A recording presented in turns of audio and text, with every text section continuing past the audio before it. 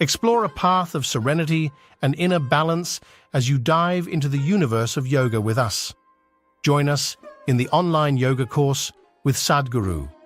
Sign up to experience the transformative benefits of yoga. The link is in the description.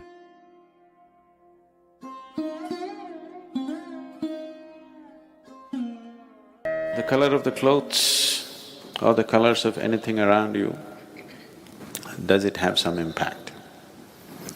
You need to understand this. How color happens, first of all. Why seems to be white right now is because when the light falls on it, it reflects all of it, so it looks white. Why this seems to be red right now is not because it's red, it is just that it holds back all the colors and only reflects red. That's why you're seeing red. And what is red for you may not be red for some other creature.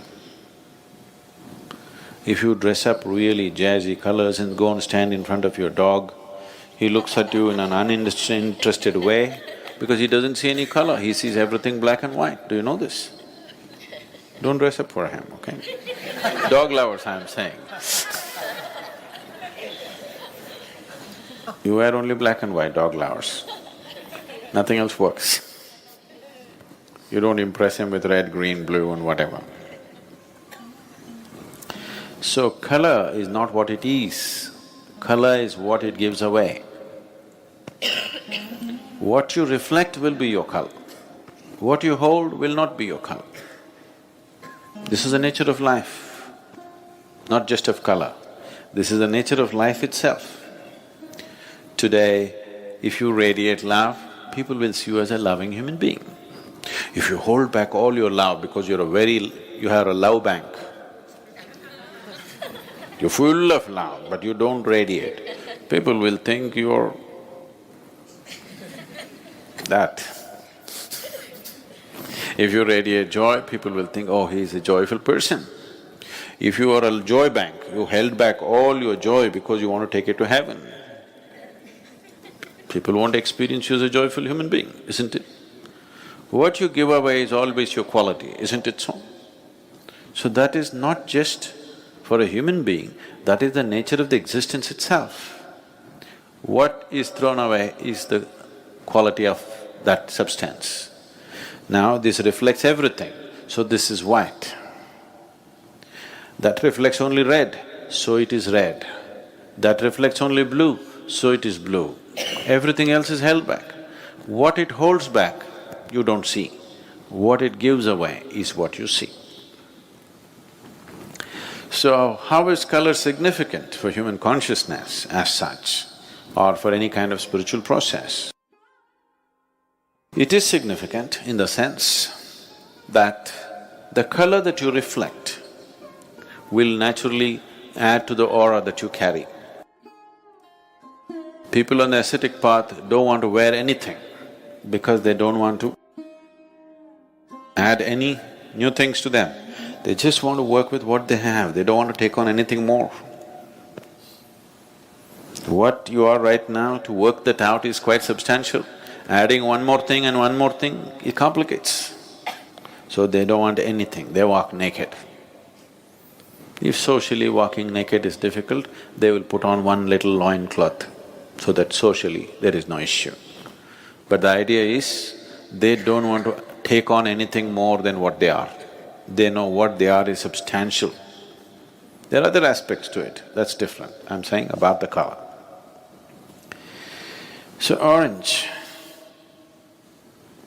the chakras in the body, all the 114 chakras, or rather 112 chakras ascribe to some color. The two do not ascribe to any color because they are not physical in nature. Anything that's physical in the existence naturally reflects light. You understand what I'm saying? Anything that's physical in the existence reflects light. Once it reflects light, it will have color in your perception. It may not have any particular color, or it may not have the color that you're seeing. You are only seeing what's being reflected. What you're seeing is the reflected light. You are not seeing the color of the substance that you're seeing. You are not seeing color of the thing that you're seeing. You're only seeing the color of the reflected light. Black reflects nothing. It holds back everything, so it becomes black. You see, we say the grass is green. No, the grass is not green. It is giving away green, so we see it as green. The sky is blue. No. Sky is not blue. You go there and see, there is no blue out there. Sky is blue for a completely different reason. Because the refraction quality of the color blue is different from the other colors, that's why the sky is blue. So why is it that spiritual processes, for different types of processes, we use different kind of colors is, those who are on a path where they don't want to gather anything, they will wear white. Those who are into a different kind of sadhana, if their sadhana is mild, but they're on the spiritual path, but they're involved with various aspects of life, they don't want to gather life around them. They want to be participating in life, but they don't want to gather anything. Such people will choose to wear white. People who are on a more intense sadhana, which is oriented towards a particular chakra in the body, which is known as agna, between the eyebrows, they will wear orange because the color of the chakra is orange. They want to radiate that color because the whole process is about enlightenment and reaching to that state of knowing, opening up that dimension of perception which is referred to as the third eye. So they will seek always ochre or orange color because that is the color of the agna. The yellow robes were worn by Buddhist monks because the process that Gautama gave to the initial stage of Buddhist monks was very rudimentary process. He chose this process for the people because it did not need any preparation, but he wants to cause a wave of awareness. That means he doesn't stay in any town for more than a day. Continuously he is moving from village to village, town to town. There's no time to prepare people for any kind of practice. So the practice that he gives them is very rudimentary, but still he is converting them into monks. He's fixing their life, but not giving them enough preparatory steps. So he told them to wear the yellow robe, because yellow is the color of the Mooladhara, the most basic chakra in the body is Mooladhara. So he wants them to be stable. For a monk, the most important thing is he practices stability in his life. So he just wants them to be stable. They don't have to fly off into a blissful experience, they don't have to get enlightened right now, they don't have to get anywhere. They just have to learn to be stable because he is preparing soldiers to shake the world with awareness. So he told them to wear yellow robes. Later on, when they graduated to what he called as arhats, the arhats in the Buddhist tradition wore ochre robes, that is orange, as all the Indian sannyasis wear. But then after Gautama passed away, when they tried to spread the Buddhist way of life, people in India, there were at least 30% of the population were sannyasis or monks by nature. By culture, it was just like that. So this one more set of monks, they just accepted them and they became kind of part of them. They couldn't maintain a distinct identity. So from ochre, they shifted to a little more maroonish color, more for an identity's sake, because they would simply mix with all the other yogis and monks who were walking all over the place. So they wanted to set up a distinct identity, so they switched to a little maroonish color later on. But the basic Buddhist color is still yellow, because yellow is the color of the Mooladhara and it can be taught without preparation. No preparation, no teaching, no nothing, a simple process, just to stabilize and stabilize and stabilize. Such a process is taught when you are charting out a spiritual path for a few lifetimes. See, that tradition still continues in the Buddhist way of life. They keep coming back and coming back to do more work and more work because the process is such, it's of stabilization, not of realization. So that's why the yellow. Devi is always red because red is the most vibrant color. Of all the colors, red is the most vibrant color and feminine represents that. Whether you like it or not, there is a longing in a woman to be like a flower because nature has given that possibility for her. There is a certain quality in the feminine which is flowery. So, when we say flower, the first thing that comes into most people's mind is always red. A red flower is always the real flower. Other things are on the way. Red is vibrant. It is the color of vibrance. Devi, or the feminine form of the divine, is the most vibrant form of divine. Something nobody can miss.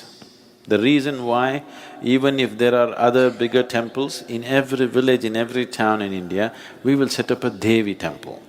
You walk into the Devi temple, she hits you in the face, you can't miss it because it's vibrant. The color of vibrance is always red. It doesn't matter what kind of a person you are, if you come dressed in full red clothes, suddenly people will think you're vibrant even if you are not. Yes or no? Red dress suddenly sets you off like you're vibrant. And to do certain type of sadhana, which is Devi-oriented, red is needed. The most important things in your life are usually red, you know. Your blood is red. It's not red enough, you go down, you know. Flowers are red, the rising sun can become reaching towards red. Anything that you consider as vibrantly alive, you tend to paint it red because there is a connection between red and vibrance. And Devi is manifestation of vibrance that you cannot miss. So, the Devi temples always have very active involvement of red. In many ways, only red flowers are used. Blood is spilled all over the place. We don't do the blood business, but one way or the other, it needs a lot of spilling of life. Either you must know how to spill your life just like that without killing yourself. If you do not know the technology, you have to kill. We know the technology, so we don't kill. Somebody else who do not know the technology of spilling life without killing the body, they will cut the body. Most Devi temples have daily sacrifice. So colors have some impact. It definitely influences a few things, but it's not everything.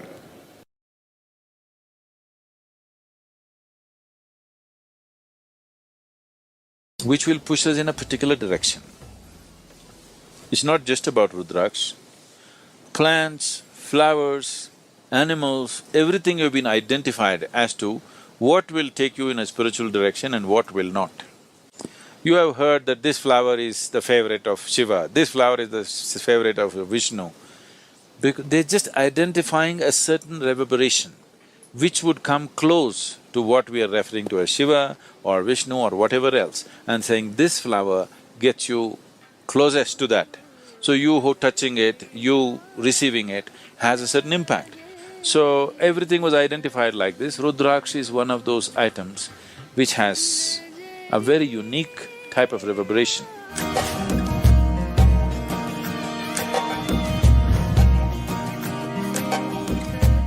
Now, why Rudraksh is worn on the body is, one thing is it cleanses the aura. You know what's aura? A-U-R-A? There is a certain field of light and energy around every body, around every object. Every physical object has its own aura, even inanimate objects. These days it is being photographed and recorded in so many different ways. It cleanses your aura. Aura can be from a pitch black aura to a pure white aura. You know, if you have seen, maybe not so much in America, but if you have seen any of the Spanish pictures or Indian pictures, you will see if they show any saint or sage, always there will be a white halo around their head. It is not that these people walked around with light bulbs behind their heads. It is just that the artist is trying to impress upon you that this is a pure being. He had a pure white aura, that's what is being conveyed. So from a pitch black aura to a pure white aura you can have. If you meet somebody who is into occult processes, who do things with energy, if you meet such a person, most of them are just fakes who just use chicken entails to scare you. But there are genuine people in that field. In India there are lots of people, so very sophisticated occult. If you meet them, they're powerful in a very different way. Totally pitch black aura. They're very, very powerful, but in a completely different way. So from a pitch black aura to a pure white aura, in between there are a million shades. This can purify your aura. This does not mean if you wear a Rudraksh tomorrow morning you will have a halo glowing behind your head. Not like that, but you're aspiring to purify yourself. When you're aspiring to purify yourself, every little help, every little aid you get, you want to make use of it.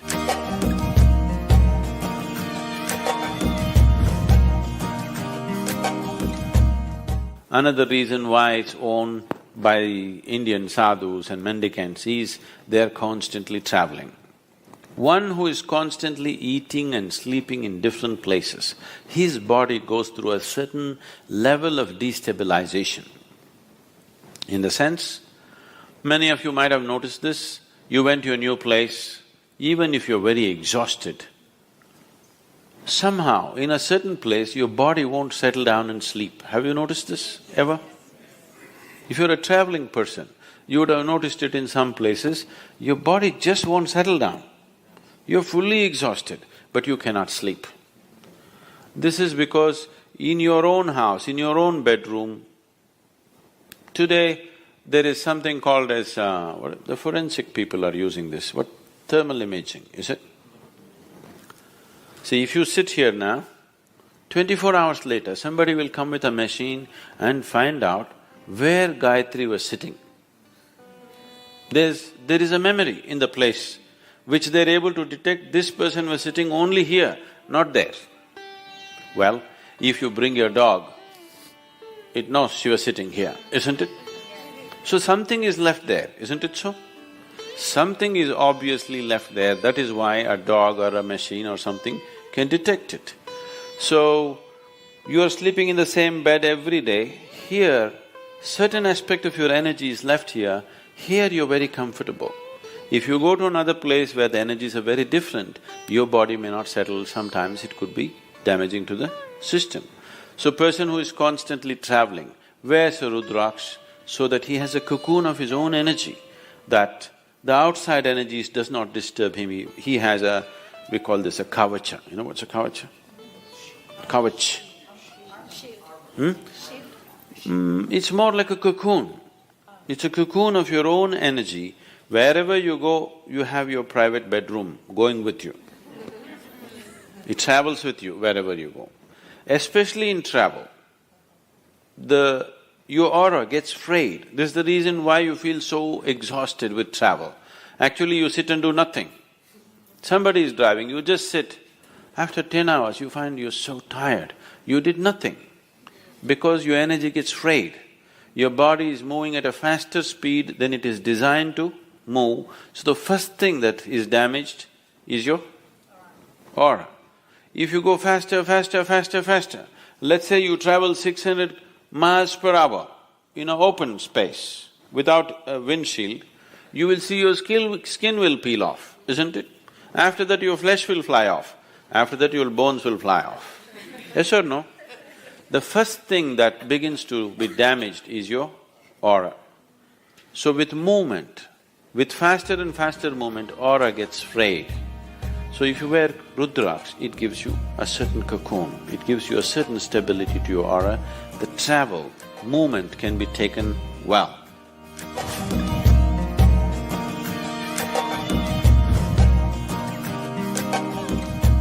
This also is a kind of protection. You know, people use negative energies to affect other people's lives. You're aware of this? What do you call that here? Yes, Billi Shunyam, the black magic or whatever you call it, there are various kinds of arts. One Veda, out of the 4 Vedas, one Veda is dedicated towards this, the Atharvana Veda, is all about how to manipulate energies to your benefit and somebody's detriment. If you wear Rudraks, it also protects you against that kind of negative situations. Many times, these things could happen to people even though they are not directed towards them. Right now, let's say somebody is doing some black magic to me, but I am not receptive to it. You're sitting here, you may get it.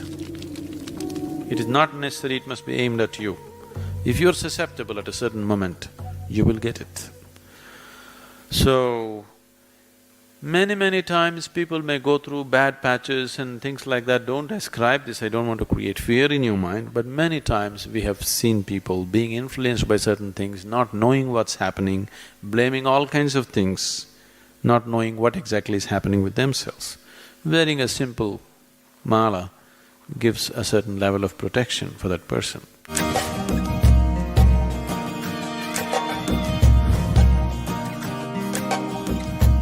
One more reason why people wear this is, even in the wild, if you were thirsty and you're walking in a jungle, you found little water, you drink it, you could be poisoned.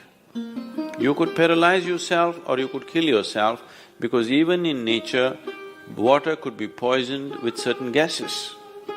You know, certain lakes and other things have bad whatever, they have a history of people, tribals and others have feared that there are ghosts existing, that is simply because the water is poisoned with certain gases and whatever else, and people consume and instantly they go through pain and suffering, and because of that, it got some other kind of names going with that. If you just hold your Rudraks above the water, it will tell you whether to drink or not. If any food appears in front of you, if you hold it, even if there is a tiny bit of poison in it, instantly it will go anti-clockwise. Let me see, check this water.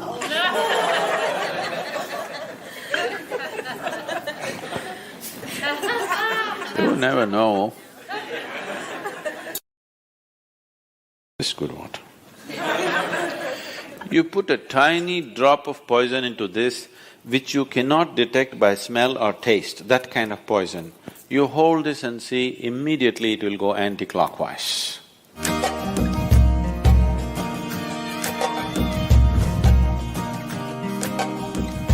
So that's another reason, and there are various other aspects to it. It brings down the blood pressure in your system, your nerves will be calm, all these kind of things. Today doctors are prescribing Rudraks in India. For hypertension, cardiac ailments, doctors are actually prescribing Rudraks. This is just where your blood pressure will go down because it has a certain reverberation which calms the whole system.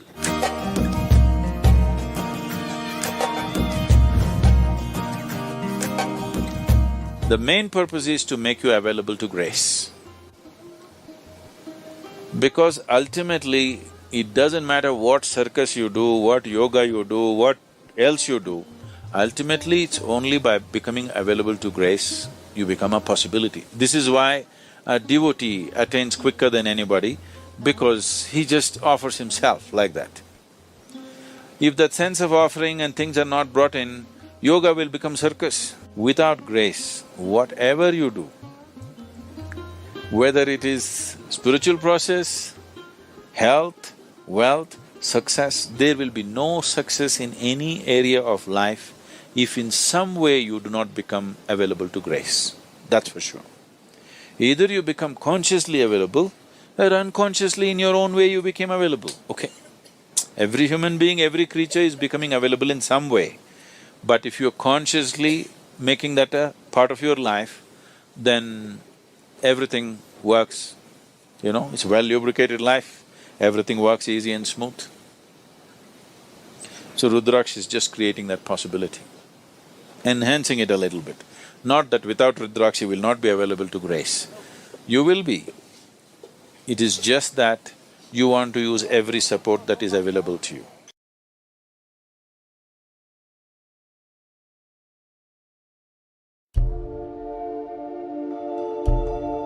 Until the next adventure, stay connected for more inspiring content, and don't forget to invite your friends to join us on this journey of learning and evolution.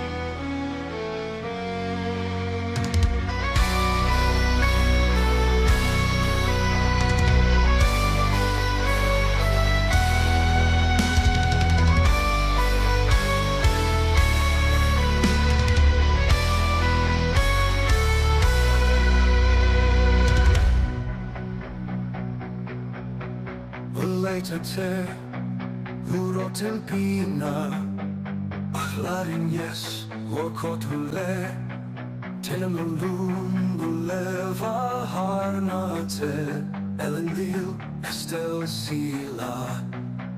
Across the waste of burning plains, Fingolf rode with wrath untamed. His steed like thunder through the dust, a sacrifice that fate proclaimed. His eyes aflame with a light so wild, like fire in the valor's breath. Through Angband's gates he stormed along to meet his fate in glory's death. The sons of Fëanor, driven lost, and in the noble's grim defeat, with shattered hope and fury's call, he charged along to Morgoth's feet. He sounded his horn with the light so wild, like fire in the valor's breath. To Angband's gates he stormed alone to meet his fate in glory's death. To meet his face that fate proclaimed, his sacred blow below God's feet. He sounded his horn with a light so wild, the brazen doors were clawed in turn.